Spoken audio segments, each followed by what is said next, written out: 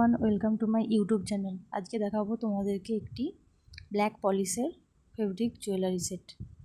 প্রথমে দুটি আমি কার্ডবোর্ড নিয়ে নিয়েছি। একটিতে আমি কটন কাপড় নিয়ে নিয়েছি বেগুনি কালারের, আর একটি কালো কালারের কাপড় নিয়ে নিয়েছি। তো অ্যাড করে নিয়েছি দুটো। অ্যাড করে কালো কালারটার পেছন দিকে কোনো কাপড় লাগাইনি, ওটার উপরে লাগাবো তাই জন্য। আর নিচেরটা যেটা কটন কাপড় অ্যাড করেছি সেটা পেছন দিকে লাগিয়ে নিয়েছি। তারপর যেগুলি লাগবে মেটেরিয়ালস, ব্ল্যাক পলিশের যে মেটেরিয়ালসগুলো সেগুলো আমি নিয়ে নিয়েছি, সুতোও নিয়ে নিয়েছি।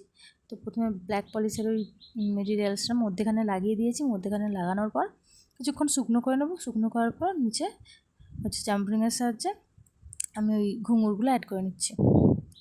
তো ওখানে অ্যাড হয়ে যাওয়ার পর আমি ওই কার্ডবোর্ডটারই দুদিকে দুটো করে ফুটো করে নিয়েছি। আর যে মেটেরিয়ালসগুলো দেখতে পাচ্ছ ওইগুলো আমি অ্যাড করবো, তাই জন্য জাম্পরিংয়ের সাহায্যে ভালোভাবে আটকে নিতে হবে। একদিকটা আমি করে নিচ্ছি, একদিকটা দেখাচ্ছি। তো আরেক দিকটা এরকমভাবেই করে নেব।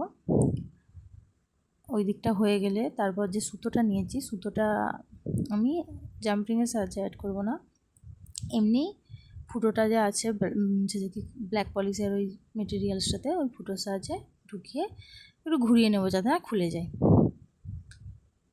তো এরকম করে নিয়েছি। চোকারটা আমাদের মোটামুটি রেডি হয়ে গেল, ফেব্রিক চোকার ব্ল্যাক পলিশের। তো একইভাবে আমি ইয়াররিংটা করে নেব। ইয়াররিংটাও দুটো বেস হিসাবেই থাকবে, জুয়েলারিটার মতো দুটো বেস হিসাবে ইয়াররিংটা আমি করব। ব্ল্যাক কালারের কাপড় আর একটি আছে যে কি কটন ফেব্রিক ক্লথটা দিয়েছি সেটা দিয়ে করছি।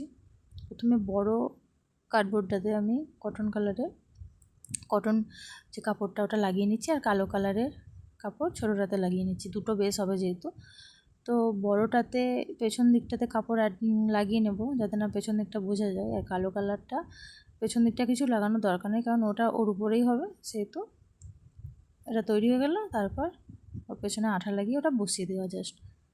তো আরেকটি ইয়াররিংয়ের এটাও আমি একইভাবে তৈরি করে নেব।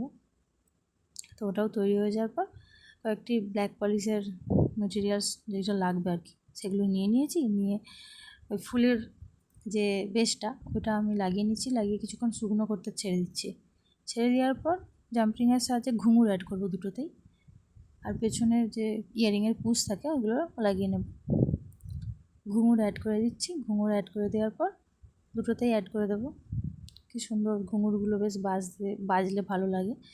ঘুঙুর অ্যাড করে দিচ্ছি। তারপর পেছনে পুশগুলো লাগিয়ে নেব। তো এইভাবেই আমাদের ইয়ারিংটাও রেডি হয়ে যাবে।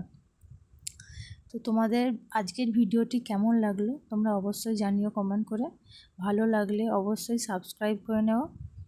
তো এরকম ভিডিও দেখতে চাইলে কমেন্ট করো। টাটা আজকের মতো।